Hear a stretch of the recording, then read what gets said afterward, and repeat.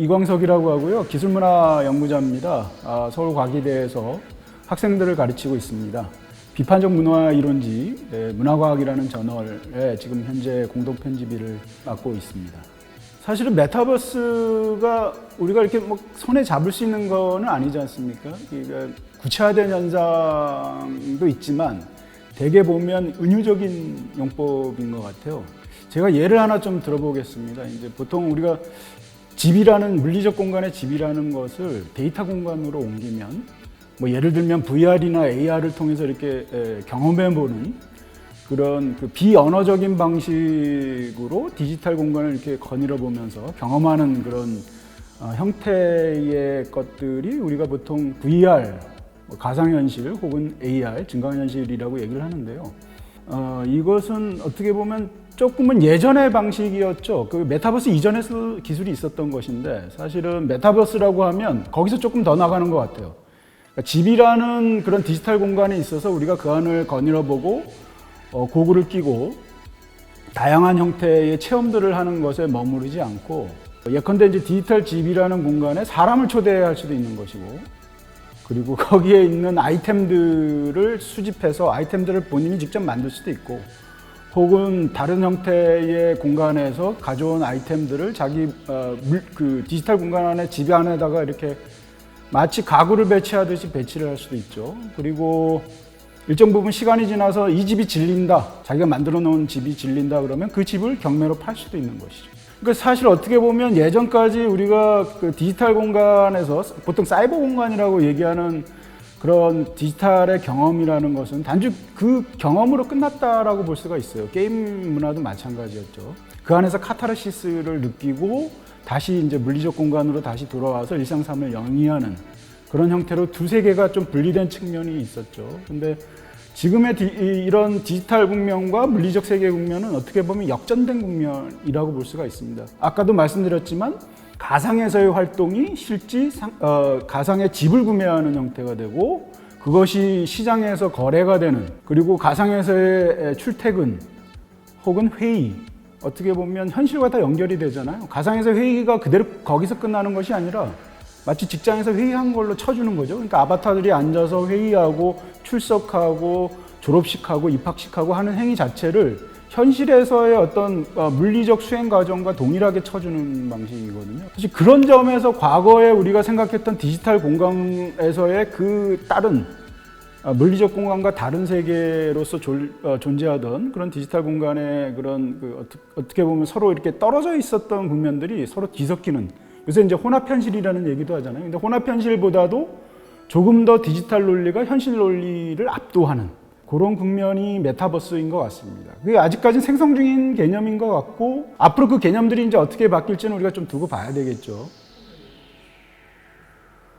NFT는 보통 우리가 Non-Fungible Token이라고 얘기하고 보통은 우리가 이제 가상화폐를 얘기할 때는 우리가 돈이라고 얘기하잖아요. 돈은 Fungible Token, 대체 가능한 토큰. 대체 가능하다는 말은 돈이 있으면 우리는 뭐든 살 수 있죠. 살 수 있고 먹을 수도 있고 그게 이제 일종의 공통화폐인 거죠.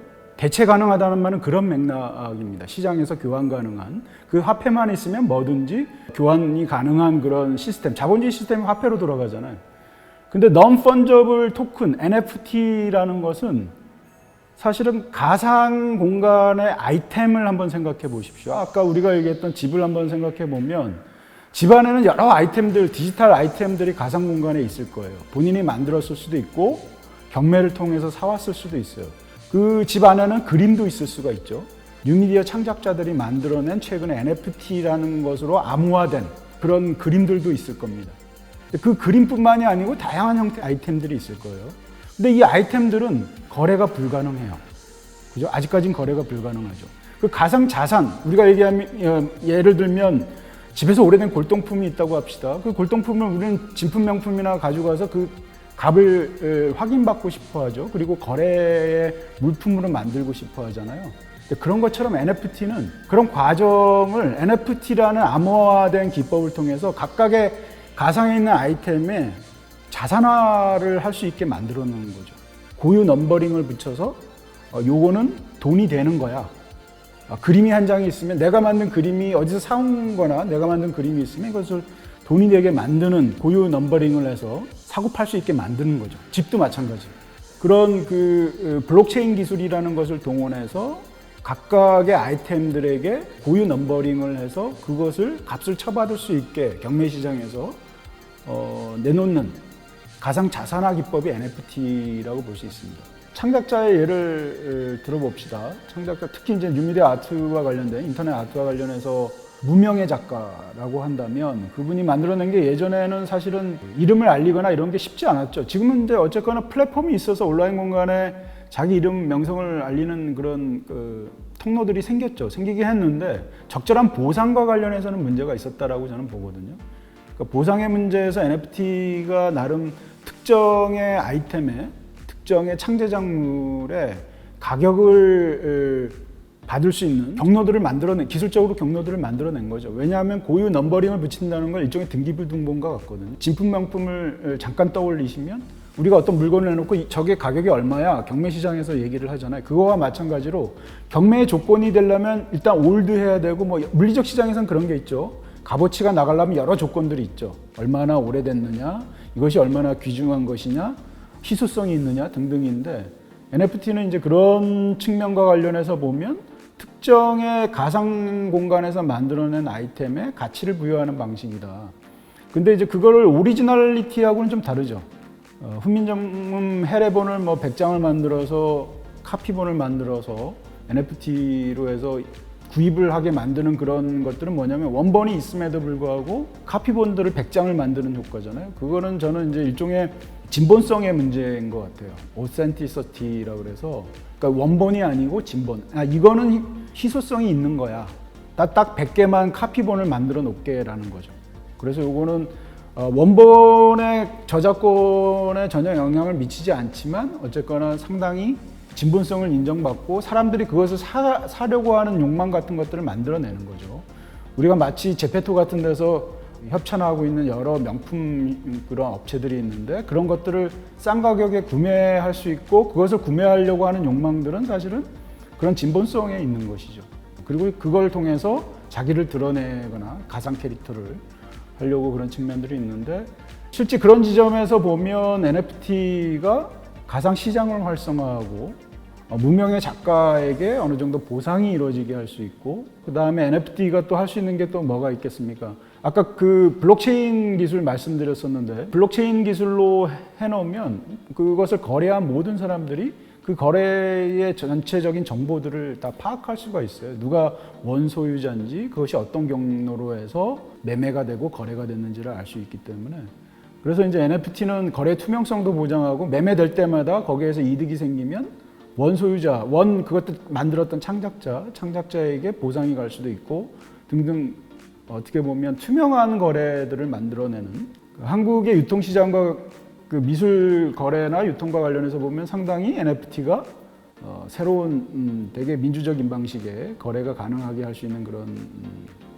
하나의 방법이라고 볼 수가 있겠죠. 근데 문제는 저는 이제 NFT가 그런 장점이 있음에도 불구하고 이걸 하나 기억해야 된다라고 저는 봅니다. 디지털 공간은 애초에 우리가 90년대 중반, 초중반에 이제 인터넷이라는 것을 통해서 디지털을 보다 본격적으로 우리가 흡수했고 2010년대 스마트 문화라고 하는 휴대폰을 각자 우리가 쓰면서 스마트 문화를 누리게 됐는데 이제 그런 문화 속에서 보면 가장 핵심은 창제작에 있어서 중요한 것은 복제 문화라고 저는 보거든요. 뭐 한쪽에 지적재산권이라는 아주 규범적인 그런 재산권 체제가 분명히 있지만 또한 제3의 창작을 위해서 많은 사람들이 공유할 수 있고 기존의 창작물들을 자유롭게 자기의 창작에 새롭게 응용할 수 있는 아이디어를 받을 수 있는 그런 조건들이 마련돼야 될 텐데 지금의 NFT는 사실은 가상에 존재하는 무엇이든 다 이제 자산화할 수 있는 거거든요. 하다못해 트위터에 날린 첫 번째 트윗이 수십억에 팔리는 그런 현상은 잘못된 그런 상황들이라고 저는 보고 싶고요. 그러니까 그런 것들이 일종의 버블과 같은 효과들이 있고 가상 공간에서의 아이템 그것을 만드는 데 들은 노력들이 분명히 존재하고 있죠. 근데 그 모든 것들을 가상에 있는 것들이 우리가 복제 가능하고 한계 비용이 제로인 또 하나의 것들을 만드는데 비용이 거의 들지 않는, 그게 이제 한기회비용 제로의 법칙이잖아요. 그런 논리 자체를 완전히 무효화하고 쇠퇴시킬 때 가상 공간의 가장 큰 특징이었던 그런 것들을 우리가 NFT로 인해서 가질 수 있는 부정적 측면, 이게 저는 오히려 더 클 수도 있겠다, 위험할 수도 있겠다 하는 생각이 들고요. 그리고 무엇보다 NFT의 문제는 사실은 작가들의 작업들이 메타버스하고 연결되는 건데, 사실은 메타버스의 발판이 되는 게 NFT라는 얘기가 있어요. 그러니까 메타버스라는 건 결국 가상 공간을 축조하는 거잖아요. 거기엔 창제작자도 있을 수가 있고, 개발자, 프로그래머도 있을 수가 있고, 일반 유저들도 있을 수가 있고, 그들이 가상 공간을 꾸미는 거죠. 제페토 같은 거 생각하시면 되죠. 그 안에서 학교도 짓고 건물도 짓고 여러 가지 형태의 것들을 만들어내고 아이템도 만들어내고 NFT로 보호받는 창제작물도, 미술품도 만들어내고 그럴 텐데, 그런 것들이 지금 현재의 주류화된 그 메타버스의 논리라는 것이 대체로 문화산업과 게임산업 업계들이 주도를 하고 있잖아요.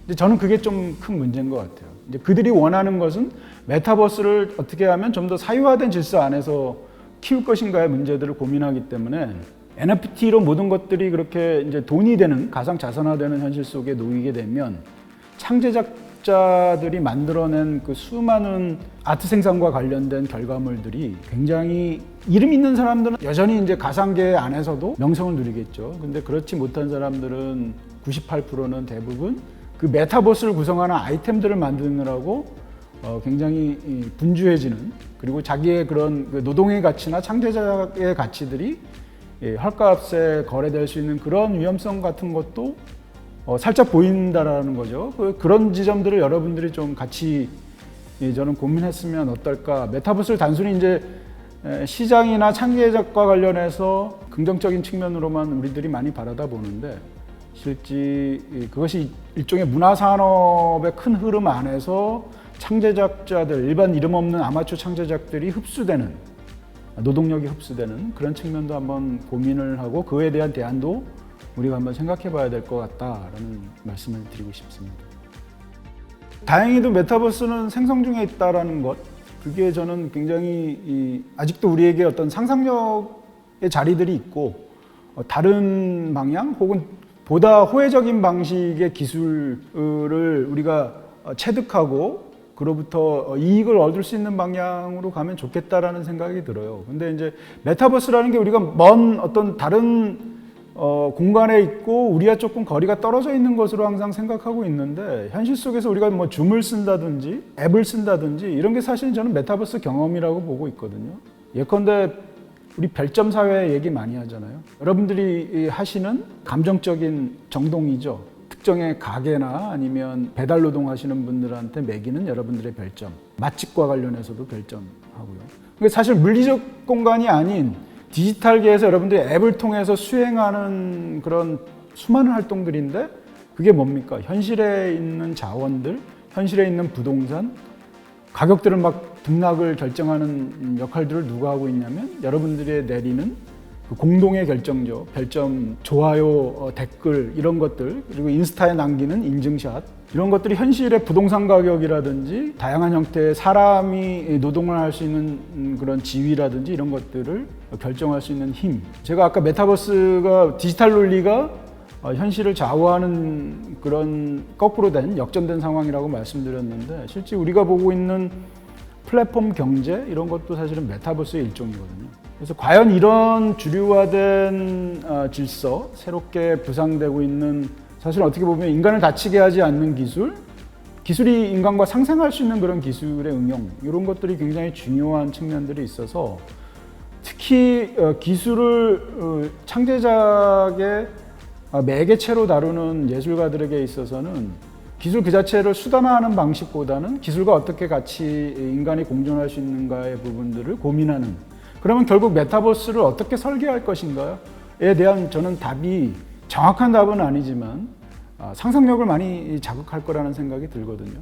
그 지점에서 젊은 창제작자들이 그런 기술의 문제들을 단순히 수단으로만 보지 말고 문제점을 진단하면서 좀 더 나은 방향으로 갈 수 있는 것이 무엇인지를 조금 고민하면서 작업들을 진행하시면 어떨까 하는 생각들을 해봤습니다. 그리고 마지막으로 서울문화재단과 관련해서 사업과 관련해서 바라고 싶은 것은 개인 창작에 대한 지원도 굉장히 중요하지만 협업 과정이 상당히 중요하다.